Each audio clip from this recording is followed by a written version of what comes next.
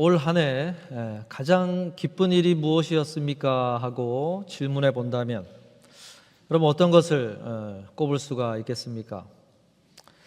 그 이혜인 시인은 그런 표현을 쓰지요. 먼 길을 가려면 작은 기쁨들과 친해져야 한다 그랬어요. 소소하게 하루에 생겨나는 그런 기쁨들, 이런 것들을 누리는 사람이 먼 길을 갈 수 있다 그랬습니다. 올 한 해를 걸어오면서요, 삶에서 여러 가지 것들 속에서 기쁨을 안겨주는 것들이 있지 않습니까? 맛있는 음식을 먹는 것도 우리에게 기쁨을 주고, 그리고 가족들과 함께 어떤 같이 시간을 보내는 것 속에서도 기쁨이 찾아오고요. 또 일이 좀 잘 되어지는 것도 거기에서도 또 기쁨이 우리에게 주지요. 여러분, 이런 기쁨이 없다면, 인간이 그런 기쁨을 맛보지 못한다면 정말로 단 하루도 살아가기가 힘들 것입니다. 오늘 말씀에서도 기쁨을 주는 소식에 대한 이야기를 하고 있습니다. 그리고 그것도 큰 기쁨이라고 소개하지요. 오늘 본문 10절에 보니까 천사가 이르되 무서워하지 말라, 보라 내가 온 백성에게 미칠 큰 기쁨에 좋은 소식을 너에게 전하노라 그랬어요. 큰 기쁨이라고 그랬지요. 큰 기쁨. 여기다 기쁨은 기쁨인데 큰 기쁨이라고 표현을 했습니다. 여기 크다라고 하는 이 표현은요, 헬라어 메가스라고 하는 단어가 쓰는데, 이것은 우리가 생각하는 것을 뛰어넘는, 우리가 생각할 수 없는 그런 종류의 기쁨을 표현할 때 이렇게 표현을 한 것입니다. 그것은 내가 나의 기대치를 뛰어넘는 것일 수도 있고, 아니면 내가 전혀 생각하지 못한 그런 종류의 것일 수도 있다고 하는 그런 큰 기쁨이라고 표현을 했습니다. 근데 그 큰 기쁨이 좋은 소식으로부터 너희에게 주어질 것이다 라고 소개를 했어요.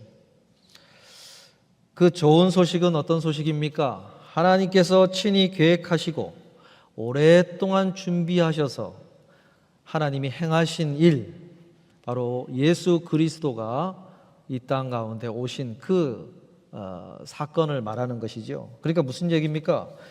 우리가 생각하는 것 이상의 그런 종류의 큰 기쁨은 누구로부터, 어떤 것으로부터 온다는 것입니까? 그것은 우리의 액션이나 우리의 계획이나 다른 어떤 사람들이 만드는 것 속에서 그런 종류의 것이 올 수 없는 것이고, 오직 하나님이 우리를 향하여 계획하시고 우리를 향하여 직접 움직이셔서 이 일을 성취하실 때 그 일로부터 그런 종류의 기쁨은 오는 것이다 라고 소개를 하는 것입니다.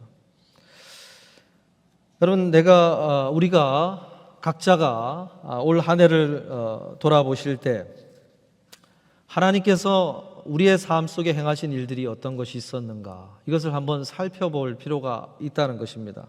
그래서 올 한 해를 돌아보면서 내 삶에 하나님이 행하신 일들, 내가 생각지도 못한 너무나 과분한 어떤 결과를 얻게 하신 일들이 있는가, 또는 내가 전혀 기대하지 않았던 그런 것들 속에서 하나님이 뭔가 만들어주신 일들이 있었나 하는 것들을 찬찬히 생각해보고 살펴볼 때에 거기서 그것이 발견이 되고 알게 되고 그것을 다시 기억하게 될 때 거기서 우리에게 그런 기쁨이 생겨난다는 거예요. 여러분, 12월 연말에는 어떻게 보내야 되는 시간이냐? 내 한 해의 삶을 돌아보면서 하나님이 나에게 행하신 일들이 무엇이었나, 그런 것들을 생각하며 지나가야 되는 그런 시기라고 할 수가 있습니다. 11절에 보면은 그 일이 도대체 어떤 것인지 구체적으로 이야기하고 있지요. 오늘 다윗의 동네에 너희를 위하여 구주가 나셨으니 곧 그리스도 주시니라 그랬어요. 구주를 이 땅에, 그리고 너희가 이 발 딛고 있는 이곳에서 얼마 멀지 않는 곳에 나셨다라고 하고 그런 소식을 알려주고 있어요. 여러분, 구주라고 하는 이 말은 심판의 위험으로부터 구원해 줄 수 있는 사람, 그런 사람을 가리키는 말입니다. 심판의 위험으로부터 구원해 줄 수 있는 사람. 이 말이요, 우리가 이렇게 구주라는 말을 들었을 때 우리에게 좀 와닿지가 않을 수가 있는데, 이 당시에 이 말을 듣는 이스라엘 백성들, 유대인들에게는 죄라는 개념, 하나님의 심판, 하나님의 심판대라고 하는 이런 주제들에 대해서 바벨론 포로 시기를 통해서 온몸으로 수대에 걸쳐서 느끼고 배우고 깨닫고 곱씹었던 주제들이에요. 그래서 이 말을 듣는 순간 메시아, 그리스도, 구주, 이 말을 듣는 순간 이들에게는 정말로 주체할 수 없는 큰 기쁨과 환호와 열광이 쏟아질 수 있는 그런 메시지였습니다. 물론 이스라엘 백성들은 이 구주라는 말을 어떤 정치적으로 로마의 압제에서 자신들을 구원해 줄 구원, 어떤 민족을 다시 옛 다윗 시대, 솔로몬 시대와 같은 아주 새로운 부흥의 역사를 가져다 줄 그런 구원, 이런 것으로 이해하기는 했으나, 그러나 어쨌든 그들이 구주라는 말을 들었을 때 너무나 기뻐할 수 있는 그런 메시지였다는 거예요. 여러분, 우리가 요즘 TV를 틀고 연일 기사를 확인하는 내용들이 있지 않습니까? 한국에서 벌어진 그 정치 문제 때문에 연일 국회의 어떤 방송들을 보고 그랬지요. 저는 그런 장면들 중에 정말 하나 인상 깊게 와닿은 것은 어떤 것이냐면, 정말 평시에는 너무나 대단하게 보였던 그런 군 장성들이 나와서 앉아있는 그 모습을 보면서 참 인상 깊게 봤어요.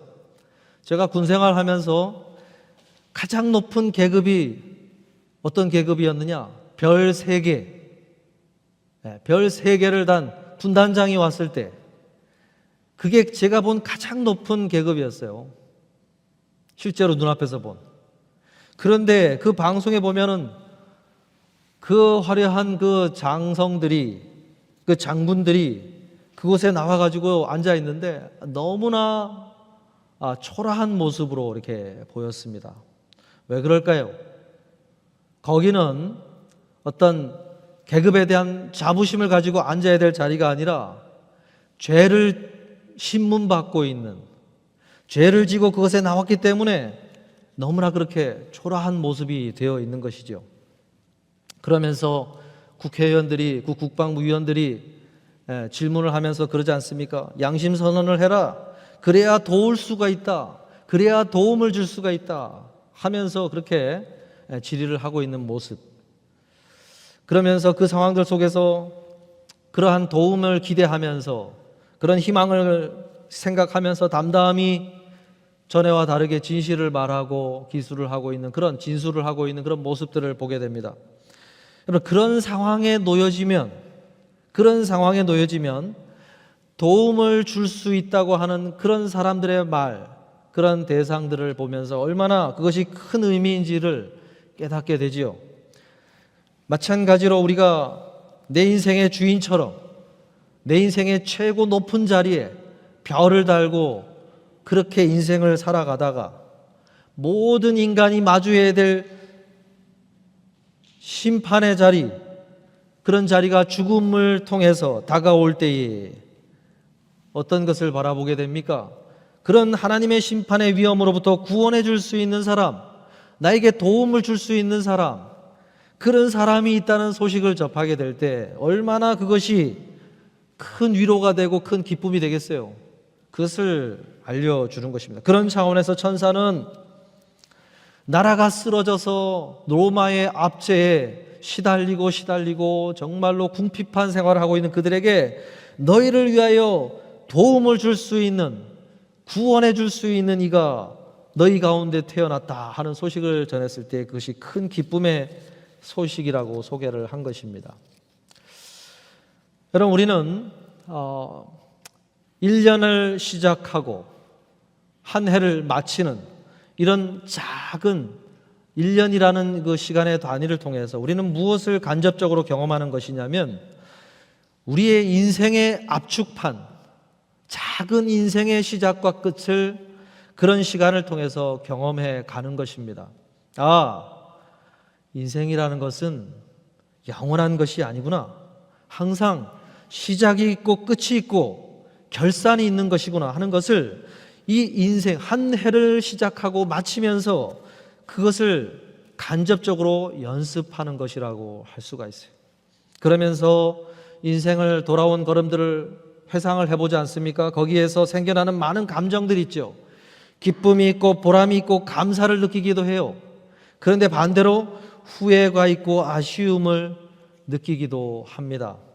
우리는 그것이 인생이라는 것을 알 필요가 있어요.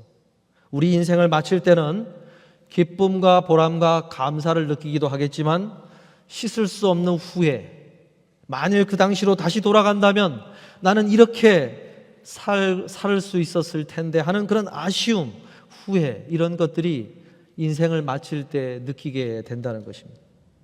그래서 우리는 한 해를 그저 축하하고 즐기고 파티하고 그런 식으로 연말을 보낼 것이 아니라 내 인생의 작은 압축판, 작은 인생의 끝이라는 차원에서 연말을 보낼 필요가 있다는 것입니다. 그리스도인으로서 바라보아야 될 그 인생의 의미를 되새기면서 보아야 된다는 거예요. 그래서 연말에는 예배 자리들이 많아요. 어떤 분은 불평할 수 있어요. 이렇게 연말에 개인적으로 보내야 될 시간도 많이 필요한데 이 예배 자리가 이렇게 많습니까? 성탄 축하 예배, 송구 영신 예배, 또 더 많은 데는 2부 예배까지, 그런 것들이 참 많은 이유는 그것이 인생의 끝을 알려주는 의미를 갖기 때문에 그래요. 그래야만 우리의 인생이 정말로 끝날 때 한 해를 끝낼 때와 같은 후회가 줄어들도록 그런 의미를 계속 발견해 가도록 하는 것입니다. 마태복음 25장에 보면 1절부터 13절에 걸쳐서 예수님께서 인생을 어떻게 바라보면서 걸어가야 되는지를 소개했지 않습니까? 등을 준비한 신랑을 기다리는 열처녀와 같이 살아야 된다. 기다림의 차원에서 인생을 살아라 라고 소개를 했지요. 그런데 모두 등은 준비했고 신랑을 기다리긴 기다렸는데 어떤 이는 등만 준비한 이가 있었고 5 처녀는 등만 준비했어요. 등만 준비했다는 얘기 무슨 얘기입니까? 기다려야 되는 건 아는데 당장 올 것 같이 생각하지 않고 온다는 소식 들리면 준비할 타임이 있겠지. 그때 가서 준비하면 되지. 이런 식으로 먼 미래로 생각하고 당장은 안 올 것처럼 생각하고 그렇게 산 사람이 5 처녀라는 거예요. 그런데 아니야. 그 누가 알겠어 내일 일을. 당장이라도 신랑이 올 수도 있어 하면서 좀 더 가까운 미래로 생각을 하고는 기름까지도 준비를 한. 여러분, 기름이 오래되면은 등불로 쓰기에는 적합하지 않게 돼요. 바꿔줘야 돼요. 그 불편하지 않습니까? 그러니까 먼 미래로 생각한 사람은 싱싱한 또 제대로 된 기름 한 번만 준비하면 되지 미리 준비를 해놔가지고 아깝게 또 바꿔야 되나 이런 생각을 했다는 거예요. 그런데 아니야. 바꿀 때 바꾸더라도 지금 준비해야 돼 하고 말씀을 아주 생생하게 들었던 여인들, 그 여인들은 그렇게 바꾸면 바꾸리라 하는 생각으로 준비를 한 거예요. 여러분, 우리가 기다리긴 기다리는데 지금 어떤 마음 자세로 우리가 기다림을 하고 있는가, 이것을 우리가 돌아봐야 된다는 것이죠. 올 한 해 여러분, 우리가 등은 준비한 사람들 아닙니까? 그런데 기름은 어떤가 한번 돌아보실 필요가 있어요. 지금 내 마음이 하나님을 바라보고 예수 그리스도를 바라보는 눈이, 생각이 어떤 상태로 있는가 한번 돌아볼 필요가 있다는 거예요. 여러분, 올 연말을 지나면서요, 기름을 준비하는 지혜로운 5 처녀와 같은 그런 이들로 서실 수 있기를 바랍니다. 목자들이요, 소식을 들을 때 단지 메시지만 전하여진 것이 아니라고 소개를 하고 있어요. 무슨 소리가 갑자기 메시지가 끝난 다음에 들리기 시작했느냐? 찬송 소리가 들렸다고 소개를 하고 있어요. 본문 13절 15절 보니까 호련히 수많은 천군이 그 천사들과 함께 하나님을 찬송하여 이르되 지극히 높은 곳에서는 하나님께 영광이요 땅에서는 하나님이 기뻐하신 사람들 중에 평화로다 하니라. 천사들이 떠나 하늘로 올라갔다 그랬어요. 말씀을 전한 천사가 갑자기 노래를 하기 시작을 하더니 전에는 못 봤던 천사들의 모습이 보이면서 그 천사들의 많은 수가 함께 찬양을 부르는 찬송 소리가 목자들에게 들려지기 시작했다고 소개를 하고 있는 거예요. 소식을 전했던 천사들이 찬송을 불렀다는 것이죠. 이것은 여기에 태어난 아이가 어떤 분인지를 알려주는 것입니다. 이분은 천사들의 찬양을 부르고 찬양을 받고 예배를 받는 분이 이곳에 오신 것이다 라고 하는 것을 알려준 것입니다. 그리고 이 땅에서 예수님께 찬양을 처음으로 드린 이들은 그 천상에 계신 분이 누구인지를 아는 이들이, 천사들이 처음 찬송을 불러드린 것입니다. 예수님께 처음으로 이 땅에서 찬송을 불러드린 이들은 사람들이 아니었어요. 천사들이었어요. 왜요? 예수 그리스도가 누군지를 알았기 때문입니다. 여러분, 찬양은 예수님이 누구신지를 아는 이들만 드릴 수가 있는 것이라는 것입니다. 오늘도 마찬가지죠. 그저 과거에 태어났던 분, 이 땅에 오셨다가 좋은 일 많이 하시고 사람들 좀 가르치시고 그 당시 유대 땅에 부패한 종교인들 좀 개혁하고 그러다가 죽으신 분, 이 온 세상 사람들이 웬만하면 다 알고 있어요. 그렇게만 알아가지고는 찬양을 드리지를 않습니다. 찬양을 안 들어요. 부를 수도 없고. 그런데 그것이 아니라 그분은 다시 부활하셔서 천상으로 올라가셔서 지금도 온 교회를 다니시면서 교회의 머리가 되시고 주인이 되셔서 교회를 운행하고 계시고 교회를 움직이셔서 이 땅 가운데 하나님의 역사를 펼쳐가고 계신다. 그리고 그분이 영으로 오늘 진실로 믿음을 고백하고 있는 이들에게 영으로 다가오셔서 동행하고 계시는 살아계신 주님이시다. 이것을 아는 자, 이것을 고백하고 있는 자가 그분께 찬송을 불러드릴 수 있다는 거예요. 예수님이 그 땅에 오셨을 때 많은 사람들이 그분의 존재를 몰랐습니다. 무지했습니다. 알지 못했고, 그래서 그분이 받으셔야 될 단 하나의 찬송도 드릴 리가 없었어요. 그래서 첫 찬송을 누가 불러드린 것입니까? 천사들이 이 땅에서 그분이 받으실 마땅한 찬송을 올려드린 것입니다. 그 다음에 그분을 향한 경배와 예배와 찬송은 누가 부르게 된 것입니까? 목자와 같은 이들처럼 예수님이 누구신지를 배우게 되고 알게 되고, 그리고 그 자리로 초대받은 이들이 그곳으로 나아가 그분께 경배하고 그렇게 합당한 예배 액션을 취할 수가 있었던 거예요. 여러분, 오늘 우리들도 어떤 사람들이냐? 목자들처럼 그분께 찬송하고 그분이 받으실 마땅한 경배와 예배를 드리도록 초대를 받은 사람들이라는 거예요. 우리는 그런 초대를 받은 사람들입니다. 오늘 우리가 이렇게 모여서 찬송을 올려드리고 예배를 드리는 것은 그런 의미를 갖는 거예요. 그 초대에 전승에 의하면 3명의 목자가 그곳으로 가서 경배를 드렸다고 소개가 되고 있어요. 오늘 초대받은 이들은 많습니다. 초대받은 이들은 많아요. 그런데 정작 이 목자들처럼 초대만 받은 것이 아니라 그곳으로 가자 해가지고 가서 그렇게 그 예수 그리스도 앞에 나와 무릎을 꿇으며 경배를 하고 한 이들은 아주 극소수의 사람들이라는 것이에요. 오늘 우리는요, 그런 초대를 받았다는 사실을 기억할 필요가 있고 사명감이 있어야 돼요. 이 많은 사람들 중에 합당한 찬송과 예배와 감사와 경배를 올려드릴 이들로 내가 서야 되겠구나 하는 사명감을 갖고 그분 앞에 그런 모습으로 서야 된다는 거예요. 그저 해마다 돌아왔네 이런 차원이 아니고 나라도 그분께 가서 경배를 드려야 되지, 예배를 드려야 되지 하는 그런 사명의식을 가지고 그렇게 서야 된다는 거예요.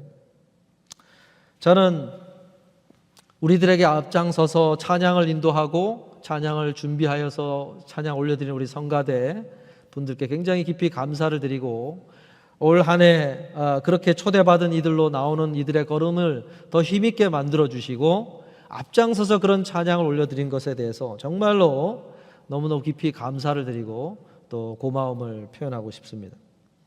사랑하는 성도 여러분, 올 한 해 나에게 주어진 예배 자리들을 그런 차원에서 하나님 앞에 주님께 올려드리세요.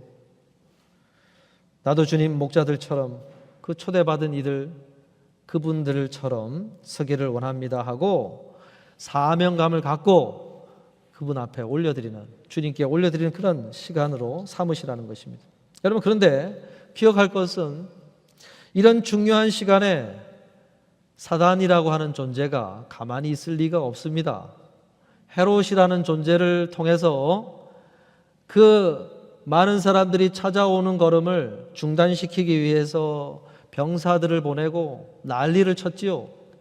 마찬가지로 이런 예배자의 걸음을 참 좋은 마음으로, 온전한 마음으로 걷고 싶은데 그걸 가만히 내버려 둘 리가 없다는 거예요. 무슨 얘기입니까? 연말에 행사를 하고 준비를 하고 이런 거 하면서 싸우지 마세요. 다투지 마세요. 그거 다 하나님으로부터 온 마음이 아닙니다. 성령으로부터 주시는 마음이 아니에요. 이유가 어떻든지 간에 그 사단이 연말을 다 마음을 어지럽게 만들고 이 중요한 시기 이걸 다 어지럽게 만들고 망치려고 획책하는 계획들이에요. 그런 것에서 오는 일들입니다. 그래서 되도록이면은 싸우고 다투는 일들이 아니고 감사하고 고마워하고 하나님이 우리에게 베풀어 주신 은혜를 기억하는 그런 시간으로 보내야 되는 시간이에요. 연말이라고 하는 것은 작은 인생의 끝이라고 했지 않습니까?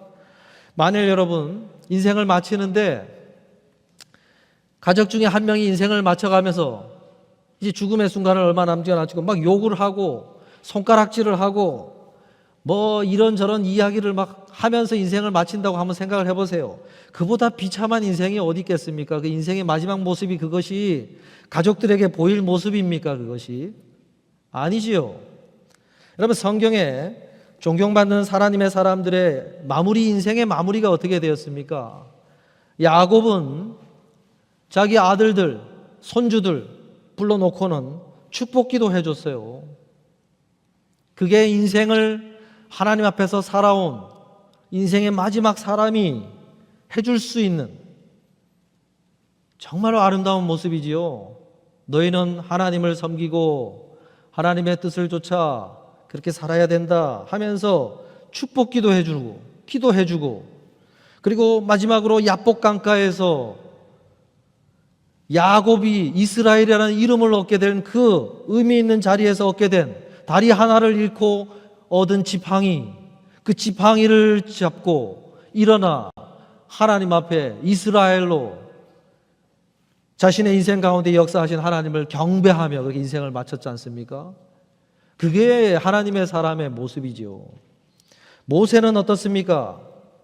광야를 지나오며 자기의 많은 회한이 서려 있는 그런 고별 설교를 많은 이스라엘 새로운 세대들 앞에서 고별 설교를 부탁하고 설교를 하고 느보산에 올라서 가나안 땅을 바라보고 인생의 마지막 숨을 거뒀지 않습니까?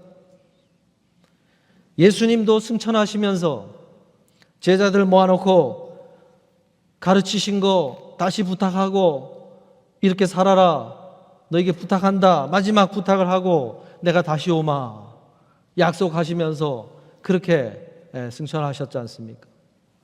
그것이 인생을 어떻게 하나님의 사람들이 마쳐야 되는지를 보여주는 것인데, 우리가 연말은 작은 인생의 끝으로서 그렇게 보내야 되는 거예요. 하나님이 내 인생에 베풀어 주신 은혜 고마워하며 감사하며, 그리고 그 하나님의 손길 가운데 쓰임 받았던 많은 도움을 준 사람들, 그들에게 고마움을 표하고 카드를 쓰고 전화를 하고 고마웠다 감사하다 이러면서 연말을 마쳐야 되는 것이 하나님의 정말 사람들이 작은 인생의 끝을 마치는 그런 모습이라는 것입니다. 올 연말은요, 평소보다 더 고마워하시고 평소보다 더 감사한 말 많이 하시고 찬송하시고 하나님의 말씀 가운데 감격하면서 그렇게 인생을 마치시길 바라고, 올 한 해를 인생을 마치면 안 되죠. 죄송해요. 축복이 아니라 저주가 돼버려요. 올 연말을 마치시고 송구영신 예배, 그런 차원에서 서로 격려하고 감사하고 안아주고 하면서 인생을 마치신다면요, 그 모습 그대로 인생을 마치게 해 주시리라고 믿습니다. 그렇죠? 우리가 연말은 그렇게 보내셔야 되는, 마지막엔 그렇게 난 설이라 연습하는 것입니다. 연습. 14절에 보면요, 지극히 높은 곳에서는 하나님께 영광이요 땅에서는 하나님이 기뻐하신 사람들 중에 평화로다 하니라 그래요. 찬송의 가사를 소개해 주는데요, 천사들이 뭘 노래했느냐? 두 가지였잖아요. 하나님께 영광이요 사람들에게는 평화를 가져다 주는 분이시다 라고 얘기했지요. 여러분, 예수님의 인생은 그러셨다는 거예요. 예수님의 인생은 이 땅에 시작할 단계부터 하나님께서 영광을 받으시는 인생의 시작이었고, 또 요단 강가에서 세례를 받으실 때에도 내가 사랑하는 아들이다라는 음성이 들려오셨잖아요. 어떻게 사셨다는 거예요? 영광을 올려드리는 인생을 사셨고 마지막에 그렇게 마무리하셨다는 것이고, 또 그분의 인생은 다른 사람들에게 평강을 가져다주고 평안을 누리게 하는 인생이었다는 거예요. 여러분, 우리가 그 주님을 믿고 걸어온 인생이라고 한다면은 우리가 드려야 될 찬송의 내용도 그런 내용이 담겨야 됩니다. 우리의 마음에 경험된 주님이 주신 평안, 평강, 이런 것이 주님께 드려야 될 노래, 찬양의 내용이어야 된다는 것입니다. 여러분, 올 한 해 나에게 경험된 그런 평안이 있습니까? 한번 질문해 보시면 좋겠어요.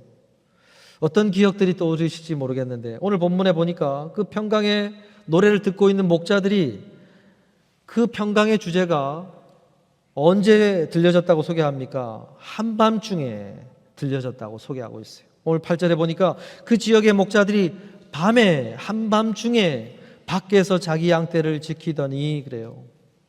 목자들이 그 평안의 찬송을 접하게 된 것은 양떼를 돌보는 직업을 갖고 있는 목자들이 가장 피곤할 때, 가장 힘들 때, 가장 육체적으로 약해져 있을 때, 그때 평강의 찬송 소리가 그들에게 들려졌다고 소개를 하고 있어요.